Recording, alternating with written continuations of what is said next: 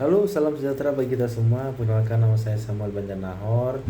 Saya mahasiswa pasca sarjana Universitas Riau dengan konsentrasi hukum bisnis.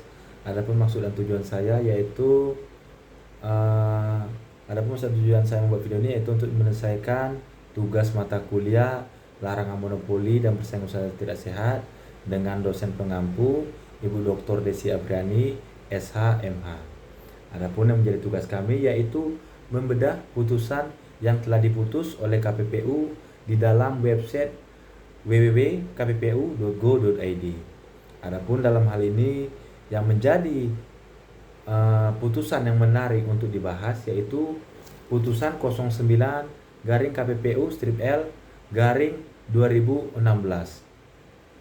yaitu terkait dugaan pelanggaran pasal 17 Undang-Undang Nomor 5 Tahun 99 terkait praktek monopoli dalam penentuan harga gas industri di area Medan. Yang menjadi terlapor yaitu PT Perusahaan Gas Negara atau kita singkat dengan PGN. Yang mana objek dalam perkara ini bermula dengan adanya penetapan harga oleh PGN dengan penetapan harga yang cukup tinggi pada tahun 2015, yaitu tepatnya pada bulan Agustus sampai dengan bulan November. Sehingga dengan penetapan harga ini para konsumen merasa keberatan karena di area Medan ini hanya PGN sendiri yang menguasai pemasok gas, pipa gas ke industri jasa ataupun industri manufaktur yang ada di Medan. Terkait dengan pertimbangan hukum yang dibuat oleh KPPU, memang KPPU secara panjang lebar merekonstruksikan pasal-pasal yang diduga dilanggar oleh PGN ini agar nantinya putusan yang dihasilkan memang secara sah dan meyakinkan bahwasanya benar memang PGN ini melakukan praktek monopoli. Adapun kita tahu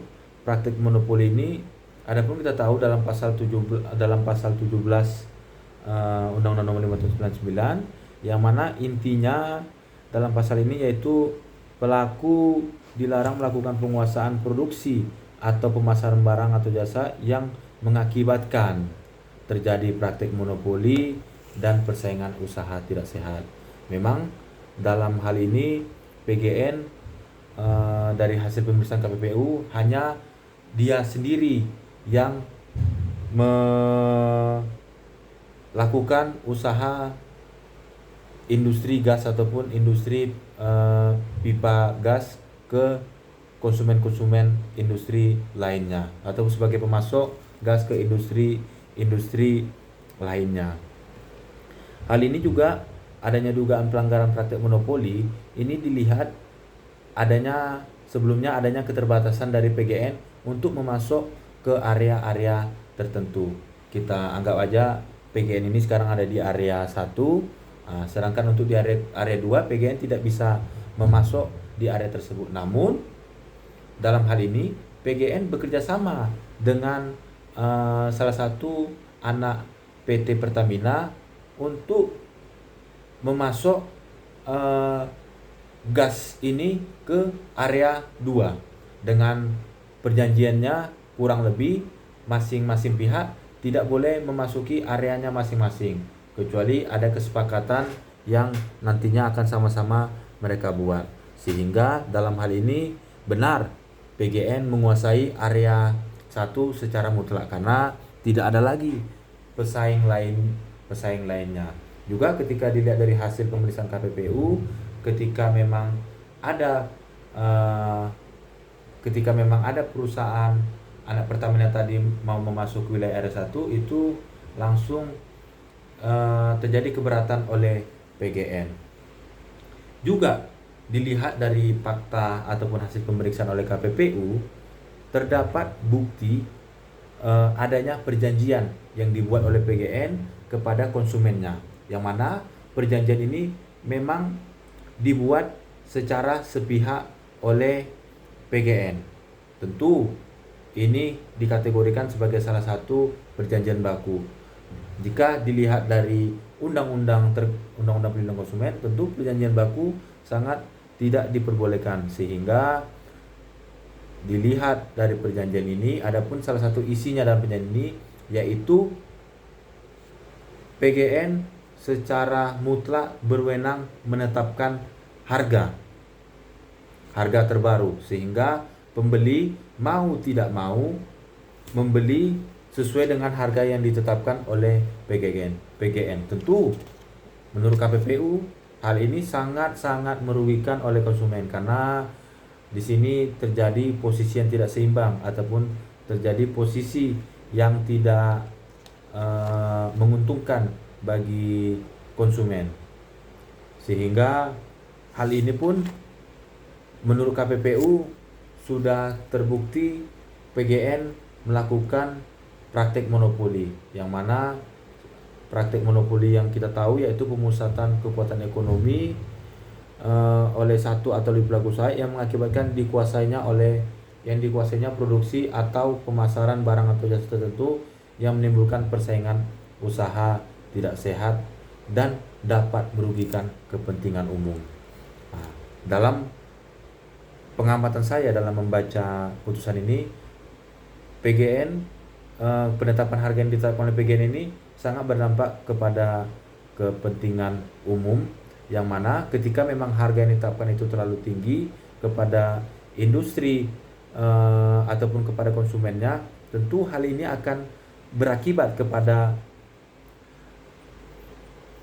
pengurangan ataupun biaya-biaya produksi oleh konsumen dari PGN, karena dengan harganya yang tinggi tersebut tentu nantinya akan menghasilkan biaya produksi yang semakin besar. Sementara ketika nanti barang produksi yang dihasilkan oleh konsumen tadi dijual dengan harga tinggi, tentu itu akan mengakibatkan daya beli masyarakat akan semakin berkurang.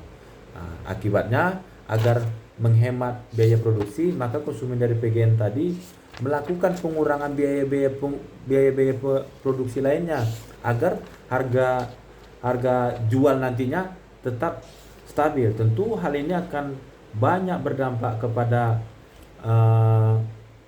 kesejahteraan karyawan, karena ini bisa berdampak kepada pengurangan karyawan, bisa berdampak kepada kurangnya gaji karyawan.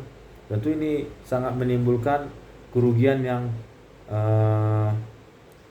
besar bagi konsumen dari PGN. Adapun menurut saya dalam praktik monopoli ini ada dampak yang begitu besar, yang memang dalam putusan saya juga sudah lihat ataupun yang sudah dibuktikan oleh KPPU, ada beberapa dampak besar yang diakibatkan oleh monopoli itu, yaitu pilihan konsumen yang terbatas. Memang benar hanya PGN sendirilah di area satu ini yang menguasai terkait dengan pemasok pipa gas ke industri-industri lainnya, karena tidak ada pihak lain yang bisa masuk ke area Medan 1 ini. Juga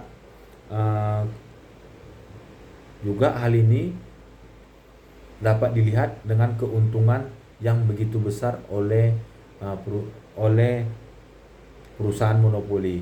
Kenapa? Karena sebelumnya surplus yang dihasilkan oleh konsumen akan berpindah kepada si perusahaan monopoli ini, sehingga itu dengan tingginya harga sehingga akan menurunkan kesejahteraan pasar.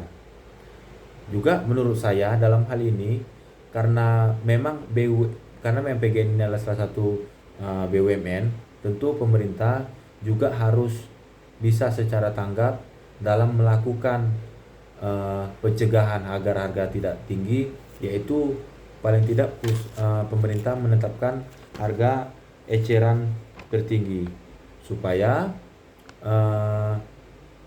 harga gas tersebut bisa dengan normal dan tidak begitu mengakibatkan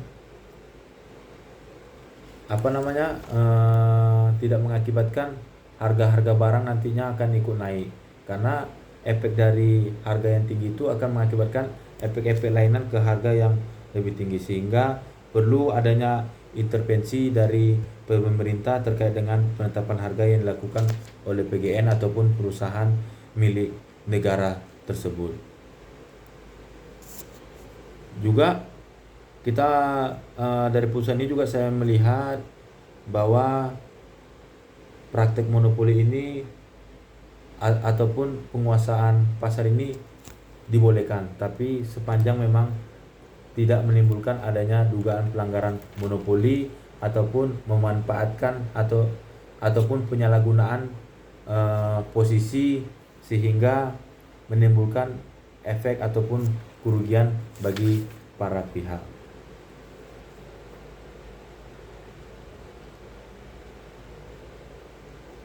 Mungkin itu aja yang dapat saya bahas ataupun saya sampaikan.